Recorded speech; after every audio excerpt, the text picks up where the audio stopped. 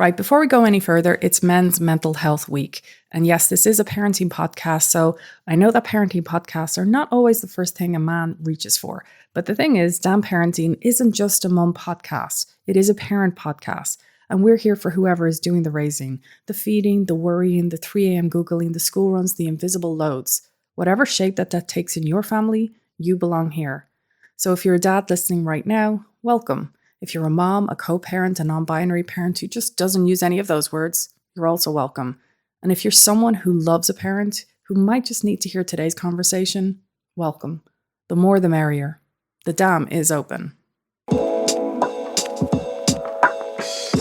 This episode is brought to you by Mama Social, and I'm genuinely delighted to be partnering with them to bring you today's episode.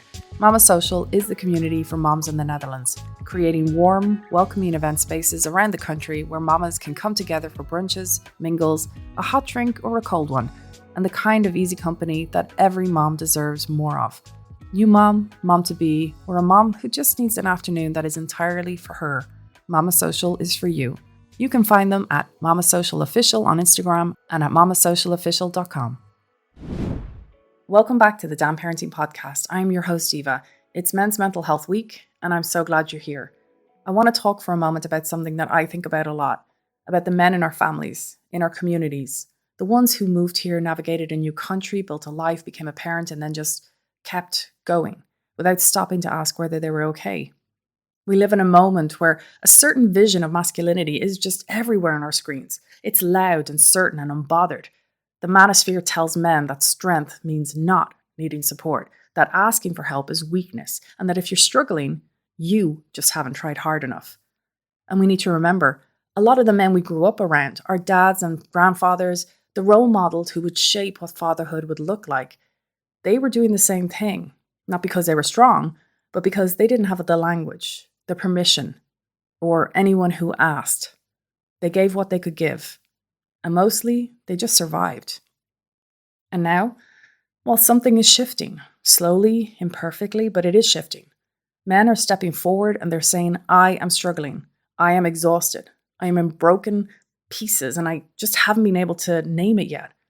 And they're doing it so that the men standing behind them, the ones convinced that they should just keep pushing through, can hear it and think, maybe I don't have to do this alone. Internationally, men who have migrated are less likely to seek or be referred to mental health support as they face barriers of language, cultural stigma, and not knowing how to navigate a new healthcare system. And nearly 1 in 10 men experience depression or anxiety, but fewer than half have ever received treatment. Those numbers are not abstract. They are the dads in the school run, the partners at home, the men in our communities who moved here with everything to build and no map for what it would cost them. And many of you, I know, are raising children far from home, far from the support systems you grew up with, far from anyone who speaks your language in the way that really matters. There is an extra layer here. You cannot always reach for the people who knew you before you were a parent. You cannot always explain what's happening in a second language. And the Dutch system, as wonderful as it can be, is not always easy to navigate when you just don't know where the door is. Today's episode is about one topic specifically, one that I think is deeply underrepresented in the conversations that we have about men's mental health in this community. It's not always burnout, it's not always depression. Sometimes it's something that was there the whole time and that fatherhood just made impossible to keep ignoring. And to talk about it, I'm welcoming back a very familiar voice. Liam is the founder of Dads Do Art, which started as a creative space for dads in Amsterdam and has grown into something genuinely special, a present, mindful, growing platform for fathers. So watch that space because it's going places. He is also a comedian, which means that this conversation is funnier than probably what I normally make, and he has been on the show before. He likes to call himself Vulnerable Dad number 2 from the episode I did last year with him and Christo. If you haven't heard that one, go back and find it. It is still one of the conversations I am most proud of. And he is back this year to talk about his late ADD diagnosis, what happened when becoming a father made the cracks impossible to ignore, and what the path through the Dutch system actually looked like, and what he wishes someone had told him sooner. Liam, welcome back to Damn Parenting. Hi, how you doing? So you've actually already been here before, which I love because you know the process. But for anyone coming to this episode fresh, can you give us a quick picture of who you are and how you got here? Hi there, my name is Liam. I am a comedian stroke entrepreneur or whatever I am these days. I moved to Amsterdam 15 years ago. I met my partner Vivian 9 years ago. We have two lovely children. In the past few years, I have been diagnosed with ADD, had a burnout, all sorts of good stuff. And here I am talking to you, Eva. How you doing? Okay, so let's kind of take a step back here. When your first child arrived, and I want the honest version, not an Instagram version, but what was life actually like for you in those early months? Oof. Life was hard, hard. I think, and all first-time parents would attest to this. This is it's nothing out of the ordinary, but yeah, life got very, very hard, but manageable. It was hard but manageable. I was just it was brute force and ignorance, just getting through stuff. I struggled a lot with organizational stuff. I was undiagnosed at the time. And yeah, I found, yeah, it was very, very tough. I didn't feel like I was bonding with the child as well. And yeah, the first few months, the lack of information and stuff that I could find was, yeah, it was tough. Very, very tough. Can you go into kind of a little bit more about just approaching the exhaustion? You were saying you were undiagnosed there, but can you just touch into that? Well, yeah, I think what I said before about not having much information and awareness, I didn't know what was normal exhaustion and what was anything extra. I just thought everyone deals with this, so just get on with it. I think my people pleasing kind of came into effect. I was like, just keep calm and carry on, as the old English would say. Yeah, I looking back now, I thought I was just a normal, typical dad, oh, neurotypical dad, but I didn't really. No, I didn't know how hard it was until I stepped back and looked at it again, really. The sleepless nights, you expect that, but it's the constant worry, the constant just feeling like something's not right. And then just looking to your elders, looking to your peers, any peers that I could find and stuff. I just got kind of told myself that just get on with it. Just get on with it. Get through it. It's fine. And then, yeah, I did. I did. I was getting through it. I was promoted at work, which was lovely. Which to a very kind of like broad area where I didn't really have the tools to navigate. But again, I was kind of going through it a bit blind because of, well, I've already said I got diagnosed, but I had a child in 2021, and I was started seeking diagnosis in 2023, and in 2024 I got diagnosed with the inattentive ADHD, which I just call ADD because it's not got the hyperactivity bit.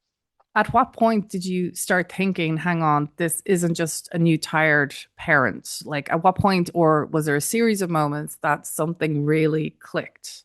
I think I'd had a lot of conversations with people in work. As I said, I got promoted. I was doing more creative stuff, and being around more creative people introduced me more to neurodiversity within the company.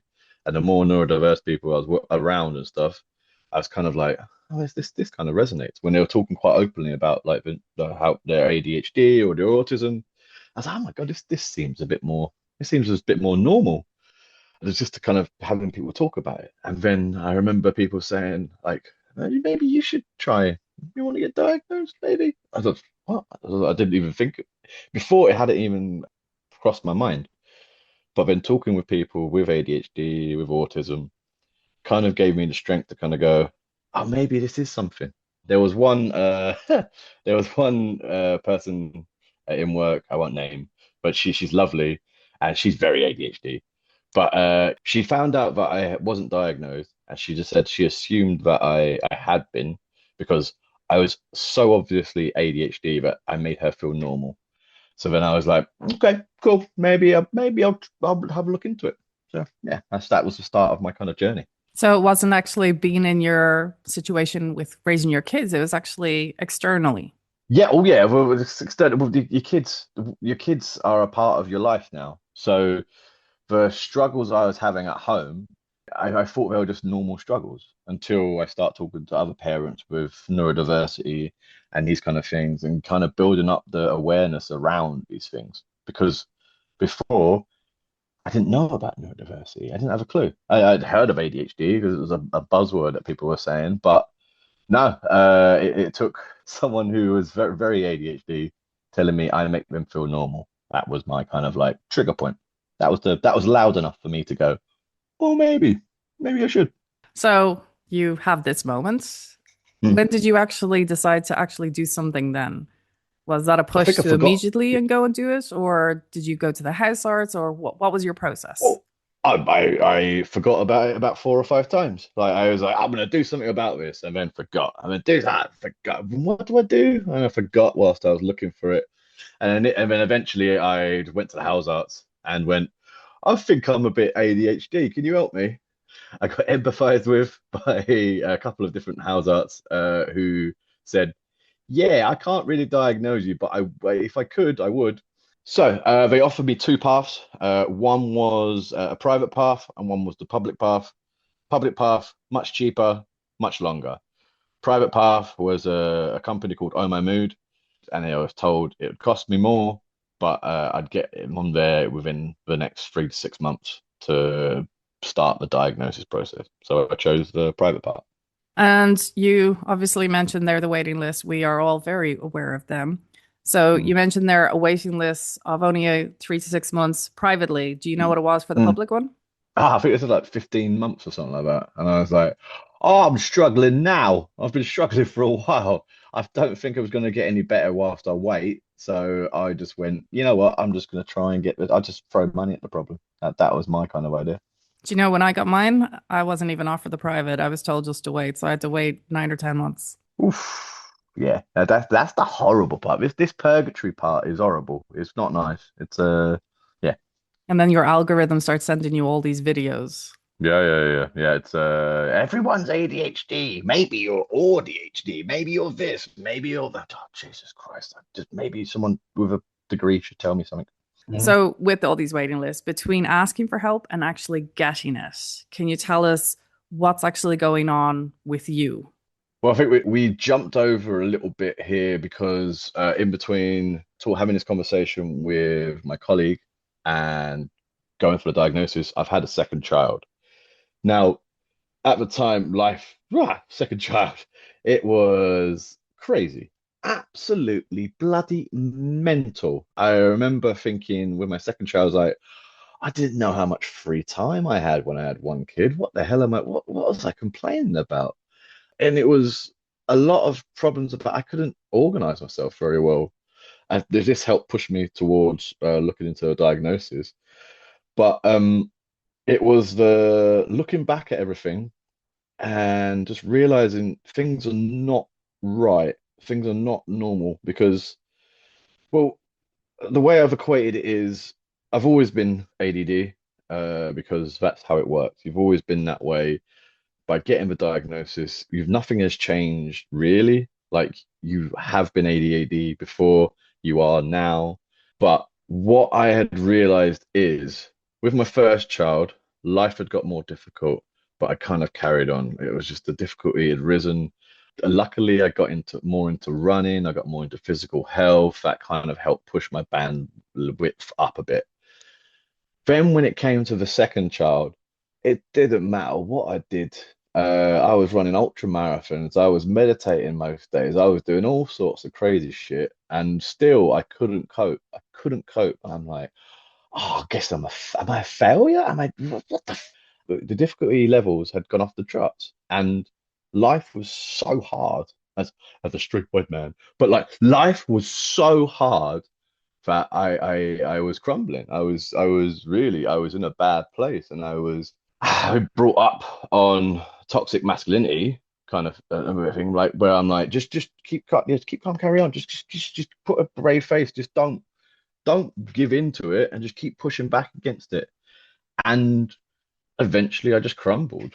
I say it's a toxic fuel. But it's still a fuel. it still works for a while. Like the brute force and ignorance, just getting through things, it works for a while. And if you partner it with some physical stuff, with some mental stuff, you can keep going for a while until you can't. And I found that I couldn't. And it was whilst I was in the middle of going from investigating neurodiversity to getting the diagnosis, I had a burnout. So I just things weren't working. And yeah, the time it took from investigation to diagnosis, possibly 9 months. I think it's about 3 to 4 months to go from talking to house arts. I got in quite quickly with the OMA Mood, who were great, really, really cool, really, really cool people. I was also quite good in the fact that I know that I'm quite a personable person. So I would check in with them every week or two, just see how I'm doing. I think that might be one thing. One thing someone recommended to me was don't just trust the system, be the thing to push the system forward a bit. Because if you just put yourself in a waiting list, you're just one person in a waiting list. If you're a nice, not nice, if you're a person, if you're kind of a all right person to chat with, you can just talk to them every couple of weeks, kind of thing. Just check in and stuff. I found that that helped push me forward. It also helped me to realize I was doing stuff to for myself. I was advocating for myself, and that does help because the waiting process is very it's purgatory. It's a horrible feeling, and you feel very useless. But if you can do stuff to help you in your mind space and also help your case by putting a voice or a face to a number, I think that does help. So, moving on to when you actually got the diagnosis, what Mm. was that first feeling? Because obviously, we hear from relief to grief, but what was it for you? It's a bit. If I'm being truthfully honest, I thought they got it wrong. I thought I'd been living with this for so long that I thought I was just making excuses. I think it might be the Irish Catholic upbringing, might have a bit of this, some people pleasing in my life. But I thought initially that I had fooled the professionals into thinking I had ADD because nothing felt different. Nothing was different. And I didn't know that was the whole point. Nothing does change. The only thing that has changed is you now have an awareness of something. But nothing physically changes on you when you have the diagnosis. Nothing changes. And it took a lot of therapy. Because I took therapy straight away. So this is a thing I would say to everyone who is on this journey, do a lot of reading on it. Do as more reading than I did because I remember when I was diagnosed, I initially didn't want to go down the drugs route because I was like, well, I know drugs will work. I've had my 20s and my 30s. I know those drugs work. So I was like, but they're not the be all and end all. I want to do this holistically. I want to do this with therapy and stuff. And I did. I did it with therapy. I had great group therapy, which was wonderful because it helped build a community with a bunch of other newly diagnosed ADHD people. I also did one-on-one therapy with psychologists, which is great, but it wasn't enough because at that point, I think, when I was diagnosed, I was already on burnout because I was just destroyed. And when you're on burnout, you're not at work, so life is somewhat easier. And so the therapy, it felt like it worked, which it did for someone not at work, someone suffering from burnout who's building themselves back up. So I didn't have the stresses. So I did 6 months, 9 months of therapy. It was great, wonderful. I was like, I felt like I'm brilliant, cool. And then I start reintegrating to work. And then things get tough again. I've got the pain between my brow and stuff. And I'm like, oh, wait, I'm not even at full capacity back at work and I'm struggling already. I'm like, what the fuck is this? What? And I was like, but I've done the therapy, I've done the thing. And I was like, yeah, I did the therapy without the stresses of work, without the stresses of it. And I'm like, no, I need more. I need this is not enough. This I thought this was enough, and it was enough when I was chilled. But whilst I was back in the grind of things, I'm like, fuck, that wasn't enough. And then I was like, I think I need drugs. And I think I got to this point because I spoke to one of my friends. She's a wonderful person called Adine, and she told me about ADD medication, and she gave me such a wonderful summary of it. So she said it's scaffolding. What it is you will take the medication, whichever medication works best with you. You'll have to test a few of them out, and you've got to treat it like a scaffolding for 6 to 12 months. Because firstly, yeah, you don't want to get hooked on it. And secondly, a lot of the stuff kind of wears out, your body gets used to it, and it loses its functioning. But you have 6 to 12 months to sit down and just be a neurotypical person because your brain will work a bit better. And you just got to do the moves. Do the moves a neurotypical person would do because you can't see those moves because you're not on the scaffolding. You can't see it. You can't be it if you can't see it. So this medication will elevate you to a point where you can see stuff, you can do stuff, and you build up the neural pathways so that when the medication stops or you stop with the medication, then your brain already knows kind of what to do. So after hearing that, I was like, oh, I need drugs. I wish I had the drugs from the start. Oh my God. Because I then come out of the system. I'd come out of the ecosystem because I'd done the therapy. I went, therapy's good. Yay, I'm great. Left, oh my mood. And then I was like, oh no, I need to do more. So then I had to go back into the system, which was another, it was, I think they said something like 6 to 9 months to start the medication route. That was very, very tough. And after about 3 months, I remember thinking, oh, I'm going to lose my job. I'm going to lose my house. I'm going to lose everything because I can't do these normal things. And luckily, one of the practitioners, she mentioned that because of my case study and my past kind of stuff with Oh My Mood, the house arts could look at that and they would be able to actually administer me the ADD medication. It's not the done way usually, but because I've got a paper trail from my first stint, I have a psychologist saying he's definitely got ADD, he definitely can do this. And even after them saying, look, you can talk to the house arts, I had to go to the house arts. The house arts went, nay.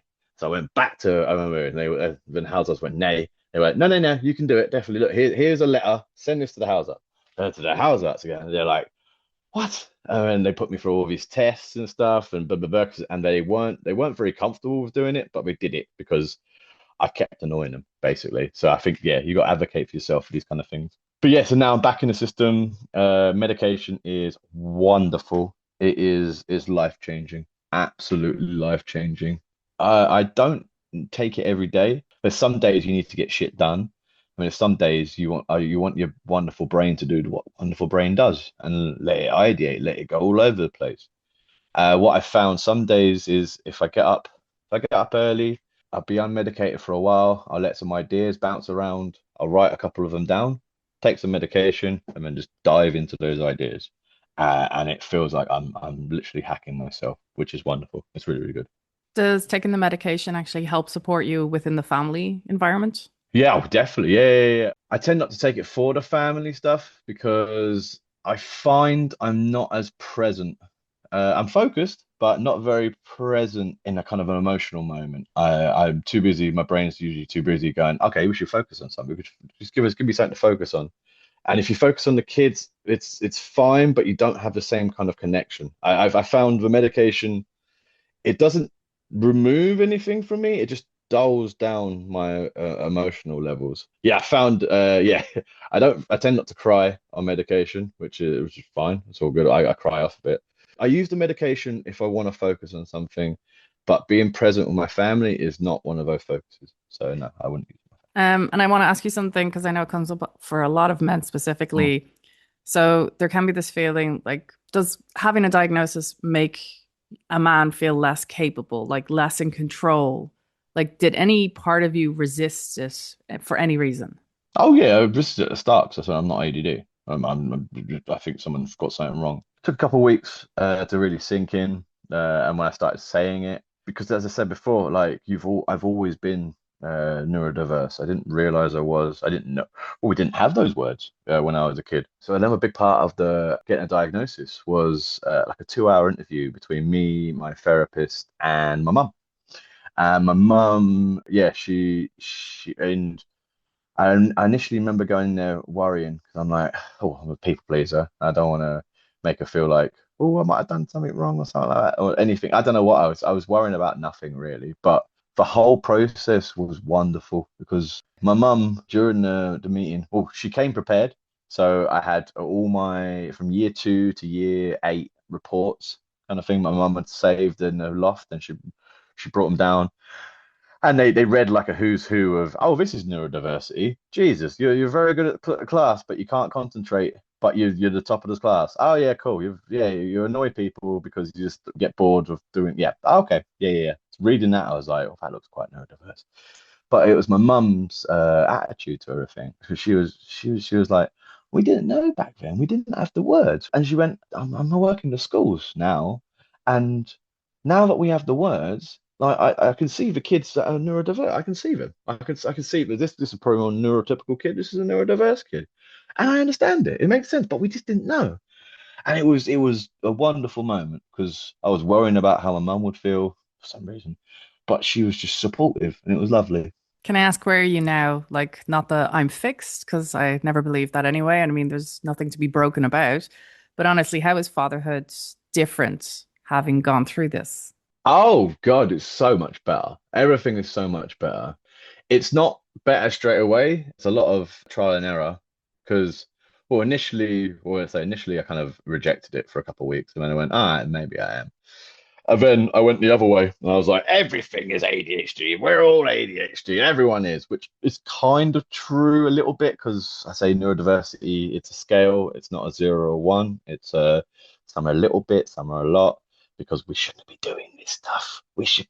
We're built to be out on the savannas and stuff, and we're working in 9 to 5. It's not normal. But yeah, I went through a state of everything's ADD, and my son is definitely ADHD. I remember talking to my son's teacher, he's only 4. He's just started school, and I just got my diagnosis a few months beforehand. So I was listening to it. She was saying lovely things about my son. And I went to her like, I got diagnosed with ADHD. Like, do you think he's got like? I see bits of it in him. And she just looked at me. And this thing just stuck with me now. She goes, "He's 4. He's 4. Let him be 4. You can come to this stuff later. He's 4." And I was like, "He's 4. Let him be 4." So that's it. Sorry, I was on my little soapbox about the journey because yeah, you overdo it, you underdo it, you overdo it, and then just by trial and error, you kind of get to a point where you can exist a bit better. Not a bit better, a lot better. But it that has come with. So I used to mask a lot. Is a big word in with neurodiversity. I would mask, so I think the Dutch would say "do normal." I would try to do normal as much as I could, and because I did that for so long, I got very good at it. But since getting the diagnosis, I stopped masking. I mask sometimes just to be polite or to get through things, but a lot more of my life now I don't mask. I allow myself to be scatterbrained because scatterbrain is, whilst it's annoying to get things done, it's the secret to creativity. Like that scatterbrain, well, it helped me become a comedian because I just smash ideas together and be stupid enough to say the words out loud. And then after a while of being told stop it, I'd start getting funnier and funnier and funnier. I'm like, cool, nice, this works. So, just two more questions here. But for Yes. the dads listening right now who might be recognizing themselves in what you're describing, but they haven't taken a single step yet, what do you want to tell him? And I mean, what's the very first thing you want him to do? I would try to say it without getting emotional. I want him to know it's all right. Stop blaming yourself. That's that. I mean, and I know you wanted some. I'm going to give you some concrete kind of things, but the first thing you've got to do is just stop blaming yourself for everything. It's not your fault. Like it's I think yeah, I'm already going off topic, but I mean like yeah, it's not your fault, buddy. Like and there is help out there, and the first step is talking to the house arts because even going back into the ADD system and stuff, everything goes through the house arts. So your first call has to be to the house arts. And why I say it's not your fault, I want you to go to the house arts and not be pushed away because I'm a storyteller, literally. That's what I do. It was still hard for me because I had this. thing in the back of my head. It was just like, just shut up and just make life easier for everyone else. Just like people please. No, you've got to forgive yourself. You've got to go into that doctor's office, and then you've got to go, look, man, fucking shit's not right. Help me, and don't let them. If you are neurodiverse, you have spent your life people pleasing. You've spent your life trying to be normal, and it will rear its head when a professional is talking to you because they're like. So yeah, long story short is go to the house arts, forgive yourself, and just start the journey. And what if it's not ADHD or ADD? What if a dad has gone through the whole process and it turns out it's burnout or anxiety or even depression? What do you think those options are? Was that something that you thought about? What I have learned, my burnout was triggered by the fact that I didn't get my neurodiversity sorted. I don't know the scientific studies or anything like that, but I think there's a lot of neurodiversity. I know there's a lot of neurodiversity in burnout. So by starting with the house arts for diagnosis there, if you're not one of five things on the neurodiverse scale, then you are a lot closer to where you are. So then you can tick those off of the list and then work towards whatever you might have. Because you know what you have, you know what you're not. So now focus on what you are. So, whatever it is, you deserve support for it, full stop. Yeah. Yeah. And yeah, to say, don't be worried about like getting more information. Like being told you're not neurodiverse, brilliant, good for you. Like so then you're like, all right, cool. So I can tick that off the list. Now I can focus on what could it be then? Just keep digging. Well, Liam, I know we could keep going on. Thank you so much for joining us again here on Dad Parenting. And just so you know, listeners, if you ever wanted to hear someone who was diagnosed with ADD speaking to someone with ADHD, here you go. And this has been heavily edited. So just FYI. Liam, thank you so much for joining us. Oh, it was lovely. And I've never felt so vulnerable and so empowered at the same time. It's beautiful. Thank you very much. Liam, thank you again. As always, you are exactly the kind of person that this show needs more of. You can find him at Dads Do Art. That's on Instagram at Dads Do Art. And the growing platform he is building around present, mindful fatherhood, the running clubs, comedies. I mean, go and follow it, support it. And if you're a dad in Amsterdam who makes things or wants to get into something, the community exists for you. Now, I want to say something to anyone who might have heard themselves in that conversation. The spectrum of neurodiversity is wide. It's varied. As Liam said, there's ADD, ADHD, autism, dyslexia, there's combinations, something that doesn't have a clean label yet. And you might be wondering if any of it applies to you. You might have been wondering for years, and you might have kept pushing it away because there's always something more urgent or because asking felt like admitting something you weren't ready to admit. And something Liam said earlier, and I really think it needs emphasizing, is it is not your fault. The way your brain works is not a character flaw. It's not laziness. It's not weakness. It's just a brain the world was not entirely built for. And there is support for that. The only way to find out is to start. And starting, as Liam told us, begins with your house arts. That is the door. You call them. You say, I think I might have some attention-related difficulties and I'd like a referral. That's it. That's the first sentence. You don't need to have it all figured out before you walk in. The waiting list might be long, as we explained, but you can ask about interim support at the same appointment. Therapy, coaching, something to hold you while you wait. And if you get to the end of the process and it turns out it's not neurodiversity, maybe it could be burnout, anxiety, or depression, or something else entirely. You deserve support for that too. You don't need a diagnosis to deserve help. You just need to ask. Because the thing about not taking care of yourself today, it does not stay manageable forever. Liam talked about that, the brute force and ignorance that worked until it didn't. The running, the meditating, and the keep going. And then the second child arrived and the wheels came off entirely. We cannot keep pushing ourselves past what we can carry. Our families need us present, not just functional, but present. We have to take care of each other. Thank you to Liam for being willing to come on here and have this conversation, being honest, being funny and real. It's not a small thing. And for a lot of men, Listening to someone else say those words is the first moment they feel permission to say them too. If today's episode sounds familiar, whether it's to you or someone you love, do share it.